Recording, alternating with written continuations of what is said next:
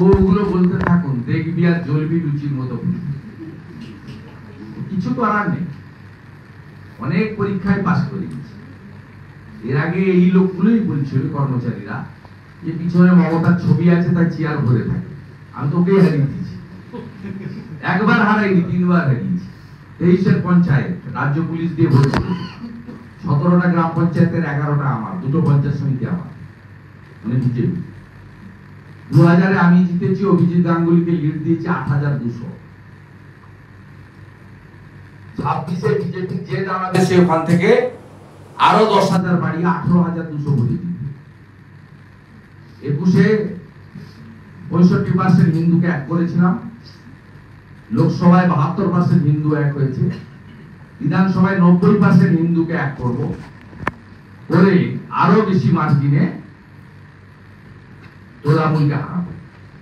3 বার হারিয়েছি, 21, 23, 24, আবার হারাবো 4 বার, 26। রাম জন্মভূমি নিয়ে কিরকম সারা এখনো পর্যন্ত? রাম নবমী উৎসব কমিটিটা মূলত সমস্ত সনাতন হিন্দু সামাজিক সংগঠন তারা মিলেই করে, আমরা যুক্ত থাকি। আমি নিজের ক্যাম্পেনার, আমি অনেকগুলি মন্দিরের সভাপতি, মানে আজকে বিজেপিতে এসে না, অনেকদিন আগে থেকে। রিয়াপাড়া সিদ্ধনাথ জিউ মহাদেব মন্দিরের আমি ট্রাস্টি সভাপতি, আমি মেছেদা সংখ্যানন্দ জগন্নাথ দেব মন্দিরের আমি সভাপতি, পরিচালন কমিটি।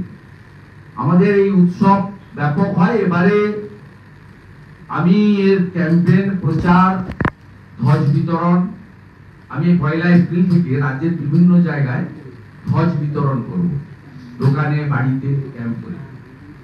আমি প্রচুর ধ্বজ কিনেছি, সংগ্রহ করেছি, আমার শুভানুধ্যায়ীদের কাছ থেকে নিয়েছি। আমি চাই প্রত্যেকটা হিন্দু বাড়িতে একটা করে ধ্বজ তুলব।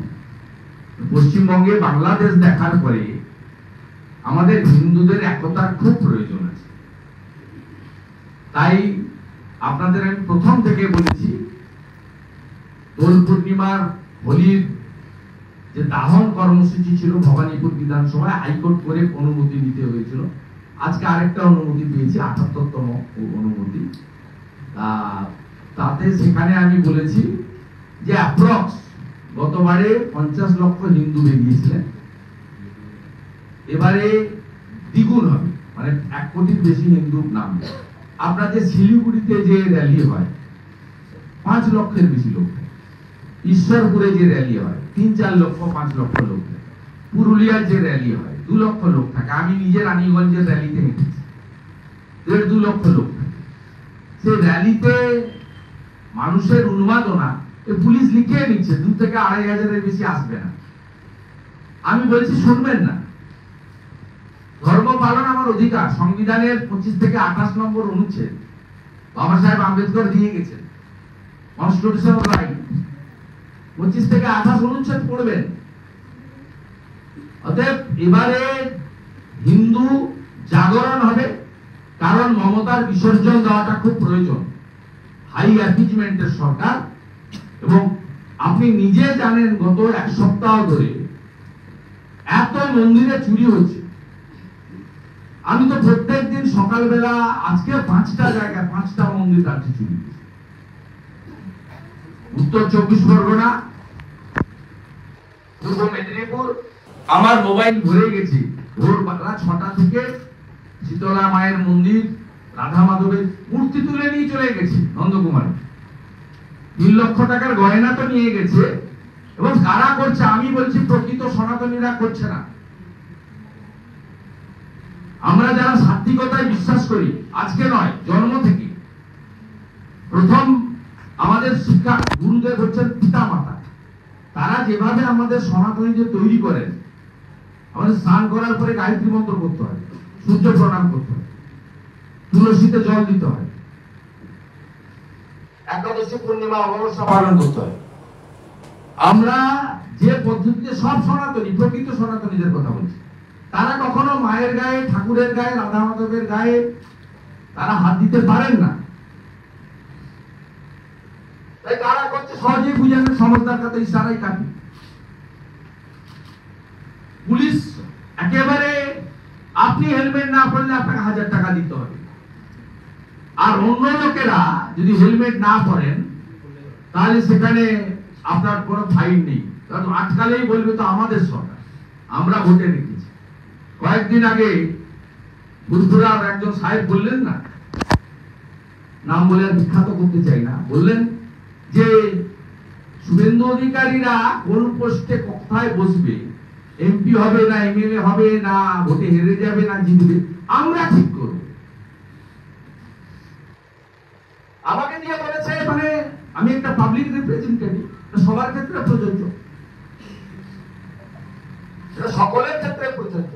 মমতা ব্যানার্জির ক্ষেত্রেও প্রযোজ্য, সুকান্ত মজুমদারের ক্ষেত্রেও প্রযোজ্য, সুজন চক্রবর্তীর ক্ষেত্রেও প্রযোজ্য, অধীর রঞ্জন চৌধুরীর ক্ষেত্রেও প্রযোজ্য, সবার ক্ষেত্রেই প্রযোজ্য। আমরা ঠিক করব হুমায়ুন কোন পোস্টে যাবে, শুভেন্দু কোন পোস্টে বসবে, এটা আমি ঠিক করব। বুঝেছেন তো খেলাটা? যদি না বুঝতে পারেন একটু জাগুন। 1951 সেন্সাসে বাংলায় 85% হিন্দু ছিল, আজকে আমরা 67। 1947-এ দেশ ভাগের সময় আজকের বাংলাদেশ তখনকার পূর্ব পাকিস্তানে 33% হিন্দু ছিল, আজকে মাত্র 7% হিন্দু। আর কিছু বললাম না। আপনি যেভাবে লড়াই করছেন এই ধর্মযুদ্ধ, সেটার প্রশংসা। না দেখুন, আমি এটা নিয়ে মন্তব্য করব। আমি একদম বলবো না, কাগজের লেখকদের নিজস্ব অধিকার আছে, অনেক সময় সমালোচনাও করেছে। আরএসএস কিভাবে নামছে গোটা প্রক্রিয়াতে? না আমি আরএসএস এর কেউ নই, আমি বলতে পারবো।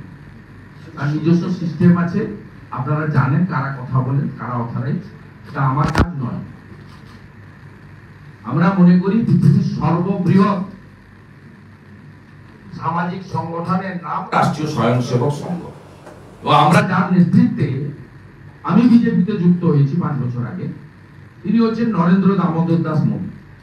তিনি তার সম্প্রতি একটি ইন্টারভিউতে এই বৃহৎ সংগঠনের কার্যপদ্ধতি উল্লেখ করেছেন, তারা কিভাবে সেবা দান করেন, কিভাবে শিক্ষা দান করেন, কিভাবে ভারতীয় সংস্কৃতি, সনাতন সংস্কৃতি তার ঐতিহ্যকে গরিমাকে বাড়িয়ে নিয়ে যাওয়ার কাজ করেন। অর্থাৎ নতুন করে আমার মতো একটি ক্ষুদ্র প্রাণী সম্পর্কে বলার কিছু নেই। মোদীজি যা বলেছে সেটা প্রত্যেকটা ভারতীয় কথা, এটা আমি মনে করি। শুভেন্দুদা যে পরিস্থিতির কথা বলছেন, সেই পরিস্থিতিতে যোগী আদিত্যনাথজি যে ফর্মুলার কথা বলছেন, যে তিনি যদি পারেন মাইক খুলে নিতে, তিনি যদি কন্ট্রোল করতে পারেন, বাংলা কেন পারবে না? এই ফর্মুলা কি এই মুহূর্তে চালু হওয়ার প্রয়োজন রয়েছে?